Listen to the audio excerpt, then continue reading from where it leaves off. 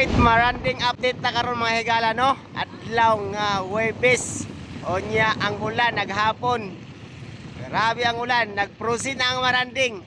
Oh, as you can see mga higala, oh, grabe ang basak kay sa dalan. Dayon, isa pa ang mga tao wala ginagawas maghapon na. O gamingaw kayo atong mga merkado gumikan wala kayo na malingki no. Karon nata diri sa dapit sa Purok Tugas highway atong susihon ang mga kuan dalan kung unsa nahitabo human sa maghapon ang ulan. So karon sa atong mga OFW around the globe o sa mga lumalangyaw nga diin layo diri sa Maranding, Lala, Lanao del Norte. Mao kini ang update karon. Alright, paingon na ta karon sa highway. So, pakita ninyo nga daghan gyapon ang mga nagsakyanan pero gipagtugnaw na gyud. Sama ani karon namo ore oh. Tugnaw-tugnaw gumikan ang hangin bugnaw. Dayon padayon gyapon ang ulan nga hinahinay. Mao ini gitawag mahigala nga inday-inday ang ulan.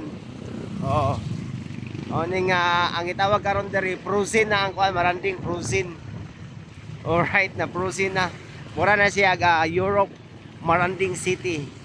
Alright, karon approaching na ta dito sa highway no. So sa kasamtangan karon nga alas 5:21 sa hapon gabi na. So rush hour yun ang Maranding karon. So sa inyong nasayran may gala mao na dara oh. Ngulan. So ayan, proceed na ang Maranding. Oh. Maranding.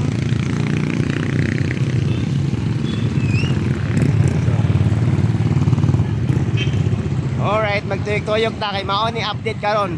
Adlaw nga Huwebes ang alas 5 ang takna sa kapunon diri sa Maranding.